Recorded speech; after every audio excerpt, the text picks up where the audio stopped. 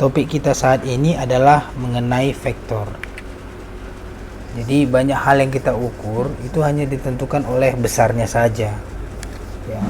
Sebagai contoh, ketika kita hendak menuliskan hasil pengukuran dari suatu massa, suatu panjang atau suatu waktu, kita hanya perlu menuliskan angka dan satuan ukuran yang sesuai. Akan tetapi, kita membutuhkan lebih banyak informasi untuk menggambarkan suatu gaya atau force, perpindahan atau displacement, atau kecepatan, velocity.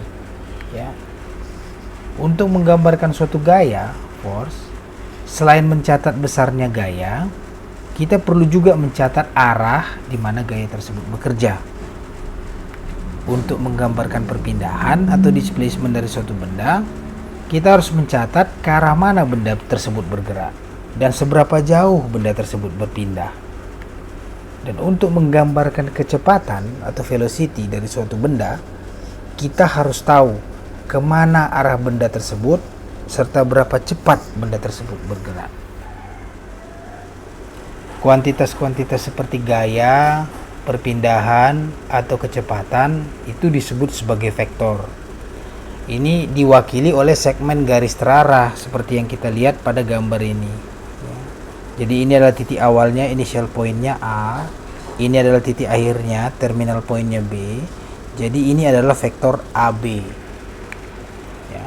Jadi panah ini menunjukkan ke arah mana aksi tersebut bekerja. Aksi itu seperti gaya, perpindahan, atau kecepatan. Ya.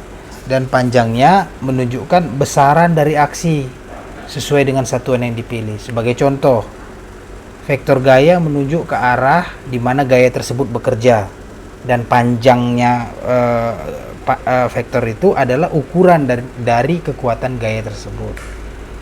Vektor kecepatan itu menunjuk ke arah gerakannya, dan panjangnya adalah kelajuan dari objek yang bergerak. Jadi panah yang kita pergunakan ketika kita menggambar vektor itu bisa dipahami mewakili vektor yang sama jika mereka memiliki panjang yang sama, sejajar, dan menunjuk ke arah yang sama, dan juga tidak bergantung pada titik awal di mana vektor dimulai. Seperti kita lihat pada gambar ini ada 4 vektor, AB, CD, OP, dan EF. Jadi keempat vektor ini dia sejajar, menunjuk ke arah yang sama, dan panjangnya sama. Jadi tidak peduli dia mulai di sini atau di sini atau di sini atau pada titik E.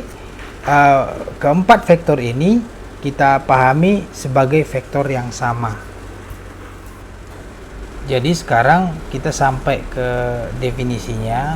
Jadi definisinya adalah vektor direpresentasikan oleh segmen garis terarah AB yang mempunyai titik awal di A dan titik akhir di B, yang panjangnya ini dilambangkan dengan AB, ada tanda seperti tanda mutlak di sini, ya.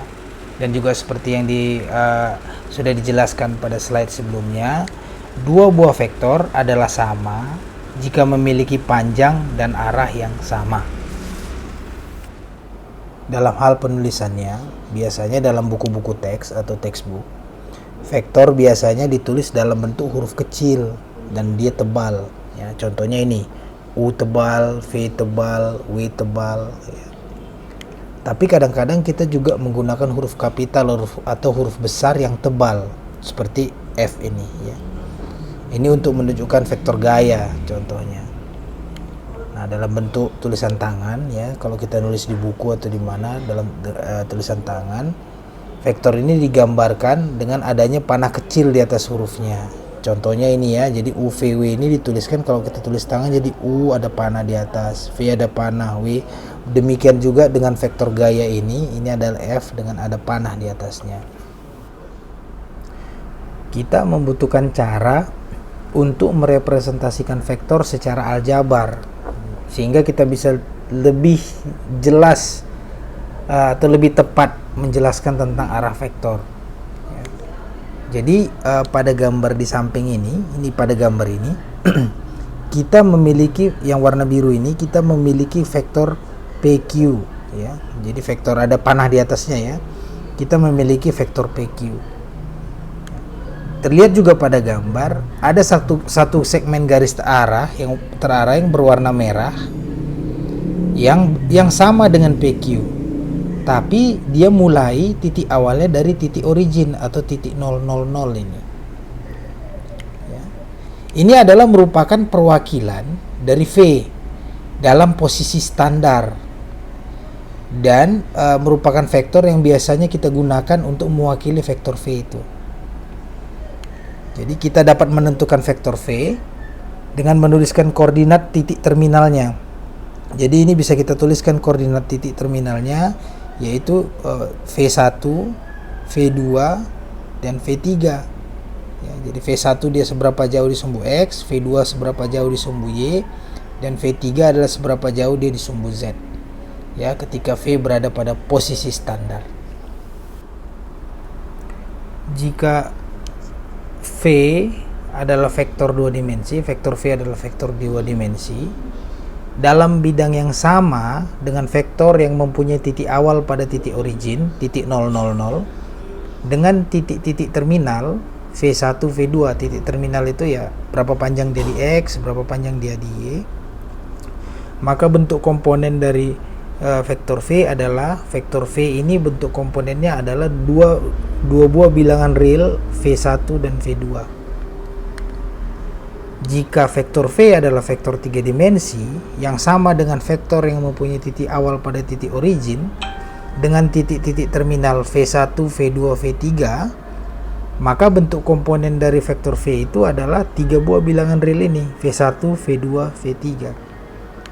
Jadi bilangan-bilangan real V1, V2, dan V3 ini biasanya disebutkan sebagai komponen-komponen dari vektor V.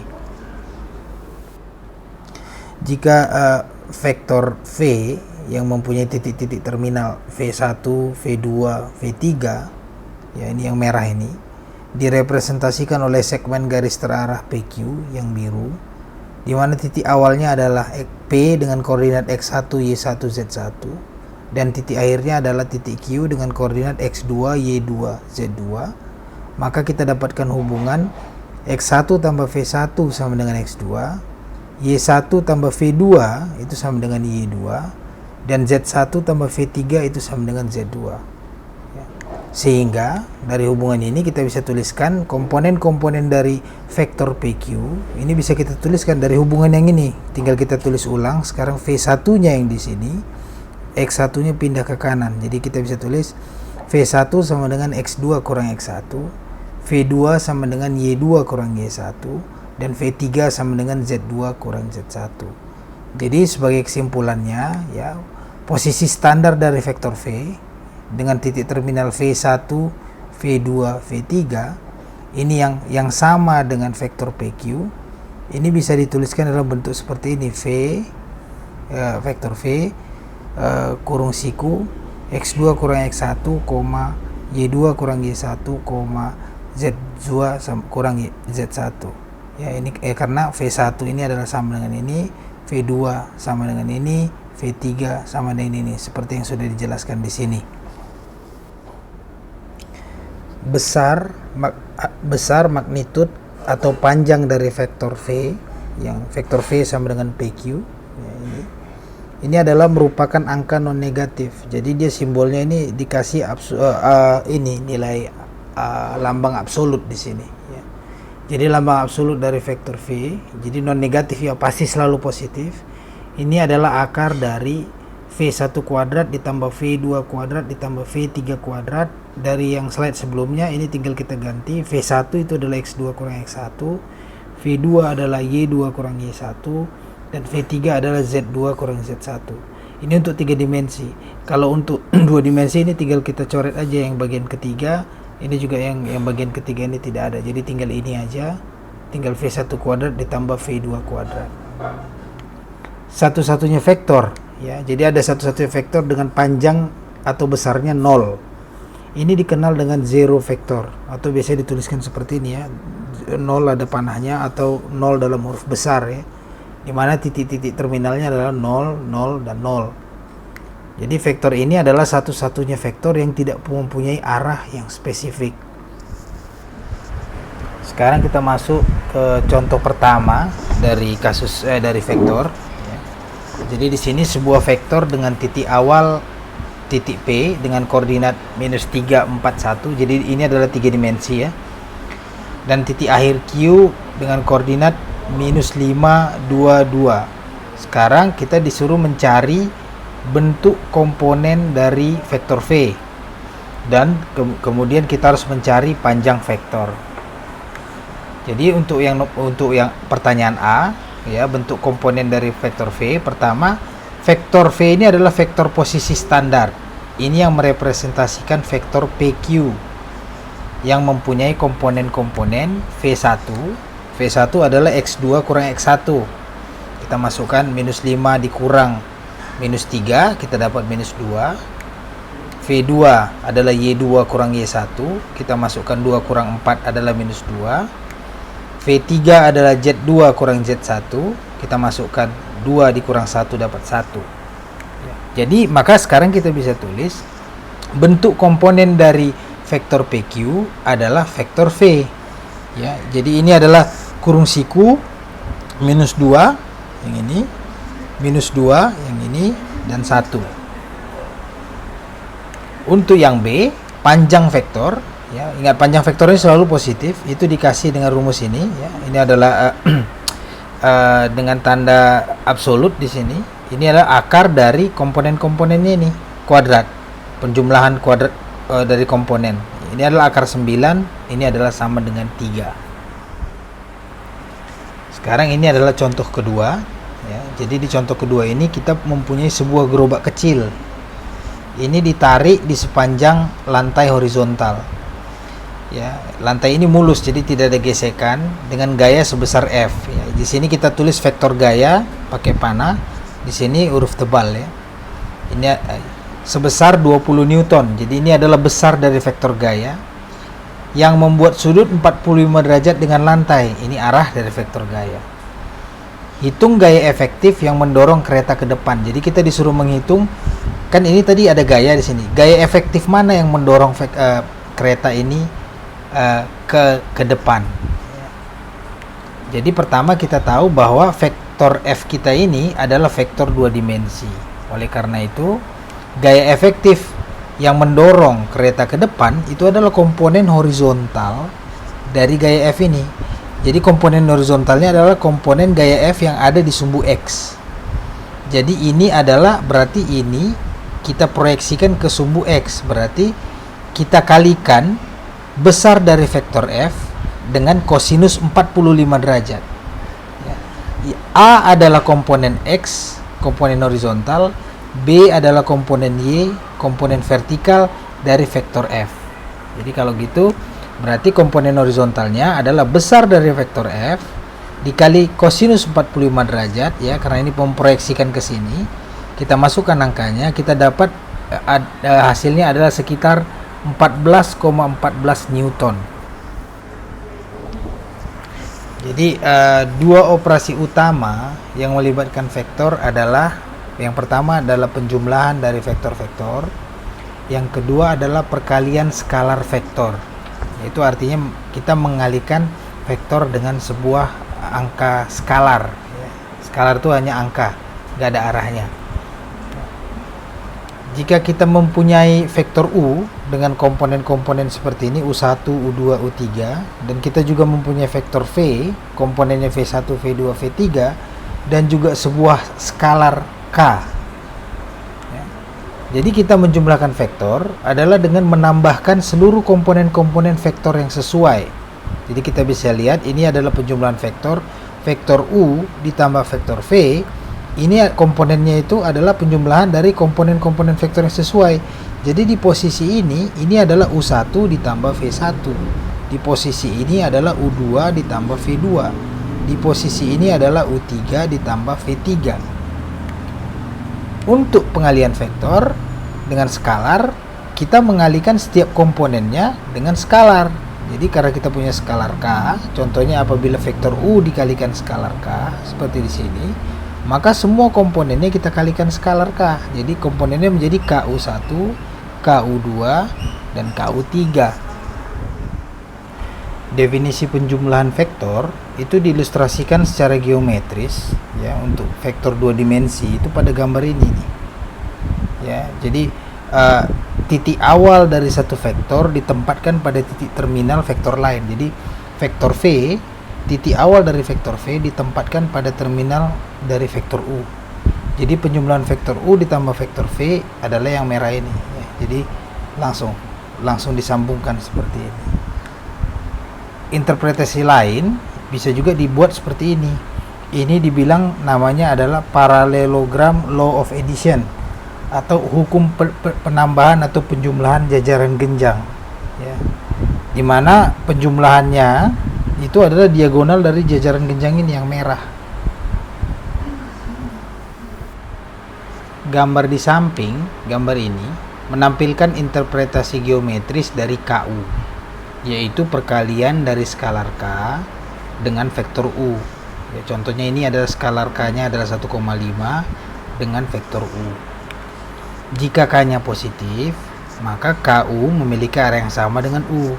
Ini positif K nya arahnya sama. K nya negatif, kalau K nya negatif maka arahnya berlawanan dengan U. Panjang dari KU ini adalah nilai absolut dari K dikalikan dengan panjang dari U ya. Jadi nilai absolut dari K contohnya ini K nya adalah minus 2, berarti nilai absolut dari K adalah 2 dikalikan dengan panjang dari U. Jadi vektor minus 1 dikali U itu adalah vektor minus U. Ini mempunyai panjang yang sama dengan vektor U, tapi memiliki arah yang berlawanan. Contohnya ini minus 2U, panjangnya sama dengan 2U, tapi arahnya berlawanan. Untuk kasus pengurangan ya, pengurangan vektor U dikurang vektor V, ini didefinisikan dengan U dikurang V ini sama dengan U ditambah minus V. Jadi contohnya jika U terdiri dari U1, U2, U3 dan V terdiri dari V1, V2, V3, maka U dikurang V ini adalah U1 dikurang V1, U2 dikurang V2, dan U3 dikurang V3. Kita lihat pada gambar ini ya. Jadi kita lihat pada gambar ini, kita lihat bahwa U kurang V ditambah V itu adalah U. Jadi ini bisa kita juga selesaikan seperti ini. Jadi iya kan? Jadi U dikurang V ditambah V, jadi di V ditambah U kurang V, hasilnya adalah U. Atau bisa juga diinterpretasikan secara geometris seperti ini. Jadi pengurangan U kurang V ini bisa dianggap sebagai U ditambah minus V seperti yang ini tadi ya. Ini bisa kita lihat di gambar ya. Jadi di sini kita U ditambah minus V. Jadi U ditambah minus V hasilnya adalah U kurang V. Nah, sekarang untuk contoh ketiga, kita di sini punya vektor U ya, vektor U minus 1, 3, 1, dan kita juga punya vektor V 4, 4, 7, 0. Sekarang kita mau mencari komponen-komponen dari hubungan berikut 2U tambah 3V, U dikurang V, dan nilai absolut dari setengah U. Nah, untuk yang A, jawabannya kita tinggal masukkan 2U ditambah 3V, ini sama dengan 2 dikali vektor U ini ya, ditambah 3 dikali vektor V, ini sama dengan minus 262. Berarti ini kan dikalikan dengan skalar ya, kayak tadi kalikan skalar, jadi minus 262. Ini juga 3 kali 4 12, 3 kali 7 21, 3 kali 0 0. Terus dijumlahkan, minus 2 tambah 12 10, 6 tambah 21 27, 2 tambah 0 2 gitu ya. Untuk yang B itu adalah pengurangan. Jadi ini pengurangan, ini jadi yang ini dikurang ini. Jadi kita kurangin, minus 1 dikurang 4, terus 3 dikurang 7, dan 1 dikurang 0, seperti kita tulis sini. Makanya kita dapat hasil yang ini. Kalau untuk yang C, Ini adalah nilai absolut dari setengah kali U. Jadi ini setengah ini skalar dikali vektor. Jadi pertama ini skalar kali vektornya dulu. Berarti setengah dikali minus 1, 31. Kita dapat minus setengah 3/2 dan setengah. Nah sekarang absolute value dari ini adalah panjangnya ini ya. Jadi ini adalah nilai besaran ya, besaran. Bukan absolute value besar. Ini adalah akar dari kuadrat yang komponen pertama ditambah kuadrat komponen kedua tambah kuadrat komponen ketiga. Kita dapatnya setengah dikali akar 11. Operasi vektor ini memiliki banyak sifat-sifat dari hukum-hukum aritmatika biasa ya. Jadi jika kita mempunyai vektor-vektor U, V, W dan bilangan-bilangan skalar A, B, maka hukum yang pertama adalah U ditambah V ini sama dengan V ditambah U. Yang kedua, U ditambah V ditambah W, ini artinya U ditambah V dikerjakan terlebih dahulu baru ditambahkan dengan W. Itu sama dengan apabila V tambah W dikerjakan terlebih dahulu kemudian ditambahkan dengan U. Kemudian vektor U ditambah vektor 0 ini adalah vektor U. Yang hukum berikutnya adalah vektor U ditambah minus vektor U ini adalah vektor 0 ya. Vektor 0 ini artinya vektor yang komponennya semuanya 0. Yang kelima, skalar 0 dikali vektor U ini adalah vektor 0. Ini bedakan ya antara skalar 0, bilangan skalar 0 dengan vektor 0. Kalau bilangan skalar 0 dia cuma angka 0 gitu aja. Tapi kalau vektor 0 ini berarti komponen X-nya 0, komponen Y-nya 0, komponen Z-nya 0 ya. Kalau ini cuma angka 0. Udah gitu ya. Yang keenam adalah skalar 1 dikali vektor U adalah vektor U. Sama ya, skalar 1 ini 1. Gitu. Yang ketujuh ini adalah skalar dikali BU. Ini sama dengan kalau kita kerjakan perkalian skalarnya dulu baru dikalikan dengan vektor. Kalau ini skalar dikali dengan penjumlahan vektor. Kalau di sini berarti penjumlahan vektor kita lakukan terlebih dahulu baru dikalikan dengan skalar. Ini sama dengan skalar dikali vektor ditambah skalar dikali vektor. Yang ini penjumlahan skalar kita kerjakan terlebih dahulu baru kita kalikan vektor. Ini sama dengan kalau kita pisahkan aja A dikali U ditambah B dikali U. Vektor V dengan panjang 1 ini disebut sebagai vektor satuan. Vektor-vektor satuan standar itu adalah vektor I, biasanya dikasih topi di atasnya ini komponennya 100, berarti dia hanya mempunyai komponen X. Vektor satuan yang kedua adalah J, ini mempunyai komponen hanya di Y, dan vektor satuan K ini mempunyai komponen hanya di Z ya, dan perhatikan komponennya hanya berupa angka 1. Jadi misalnya kita punya vektor V, yaitu V1, V2, V3, ini dapat dituliskan sebagai kombinasi linier dari vektor-vektor satuan standar ya. Jadi vektor V ini dalam bentuk ini V1, V2, V3 ini bisa kita pecah jadi satu vektor V1 0, 0 ditambah vektor kedua 0 V2 0 ditambah vektor ketiga 0, 0 V3. Nah sekarang yang di sini kita keluarkan V1-nya, berarti V1 berarti ada 1 di sini. V1 dikali 1 0, 0, V2 dikali 0 1 0, V3 dikali 0 0 1. Nah, 1 0 0 ini adalah vektor satuan I. 0 1 0 ini vektor satuan standar J. 0 0 1 ini vektor satuan standar K. Jadi sekarang bisa kita tulis V sama dengan V1I ditambah V2J ditambah V3K. Jadi ini V1, V2 dan V3 ini adalah skalar. Jadi kita sebut bilangan skalar V1 itu sebagai komponen I dari vektor V, V2 sebagai komponen J dari vektor V, dan V3 sebagai komponen K dari vektor V ya. Jadi kalau kita lihat pada gambar di kanan ini, pada gambar ini, kita punya vektor yang dimulai dari titik origin OP1 itu X1I, Y1J tambah Z1K. OP2 yaitu X2I, Y2J, Z2K. Nah, sekarang kita punya P1, P2 yang dimulai dari titik P1 ini ke titik P2 ini. Maka bentuk komponen dari vektor P1, P2 ini adalah X2 kurang X1I ditambah Y2 kurang Y1J ditambah Z2 kurang Z1K. Apabila kapanpun kita mempunyai kasus seperti ini, vektor V yang tidak sama dengan 0, maka panjang atau besar dari vektor V itu juga tidak sama dengan 0. Dan kalau kita lihat ini, panjang dari yang di dalam ini adalah 1 dibagi panjang dari vektor V dikali vektor V.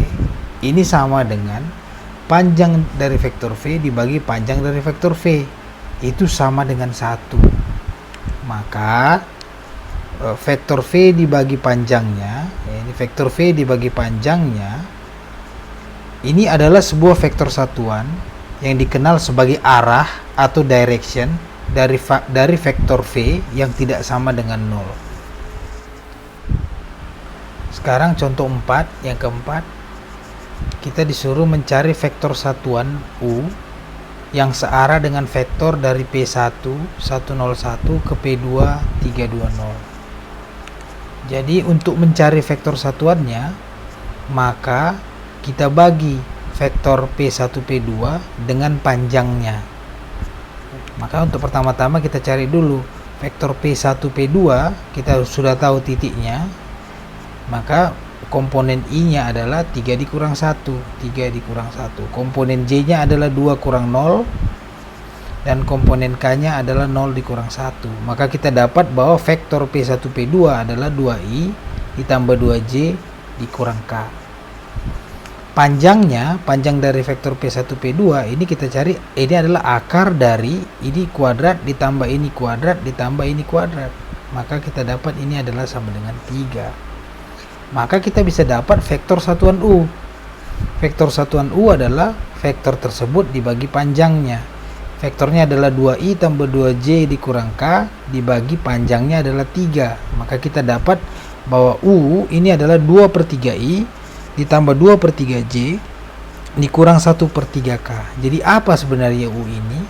Jadi vektor satuan U ini adalah merupakan arah dari vektor P1 P2. Untuk contoh 5, vektor V sama dengan 3I kurang 4J ini adalah sebuah vektor kecepatan. Sekarang kita mau membuktikan, mau menuliskan lagi vektor V ini sebagai perkalian dari kelajuannya atau speed dengan arah gerak. Jadi kelajuan atau speed ini adalah besar panjang dari V. Besar panjang dari V itu adalah akar dari komponen I kuadrat ditambah komponen J kuadrat. Kita dapat 5. Sekarang kita mau hitung kelajuan, kita mau hitung arah geraknya. Arah gerak dari V itu adalah V dibagi besarnya. V itu 3I kurang 4J dibagi 5. Kita dapat bahwa arah geraknya adalah 3/5I dikurang 4/5J. Maka sekarang kita bisa tuliskan ini sesuai dengan apa yang diminta, bahwa V dalam bentuk 3I kurang 4J ini bisa dituliskan sebagai 5 dikali 3/5I dikurang 4/5J. Yang 5 ini adalah speed atau kelajuan, 3/5I kurang 4/5J ini adalah arah gerak. Untuk contoh ke-6, kita punya sebuah gaya sebesar 6 Newton. Gaya ini diaplikasikan searah dengan vektor V, yaitu vektor 2I tambah 2J dikurang K. Sekarang kita mau mengekspresikan gaya F ini sebagai produk atau perkalian dari besarnya dan arahnya. Dari soal kita sudah tahu bahwa gaya tersebut mempunyai besar 6, yaitu 6 Newton dari sini. Dan arahnya adalah vektor itu dibagi dengan besarnya. Maka sekarang kita bisa tuliskan bahwa vektor F sama dengan 6 ya, 6 ini besar dikali arah ya, jadi besar dikali arah kita dapat ini. Jadi sekarang kita bisa mengekspresikan gaya F dengan 6 dikali arahnya. 6 itu adalah besarnya. Sampai di sini dulu video kita yang sekarang ini. Sekian dan terima kasih.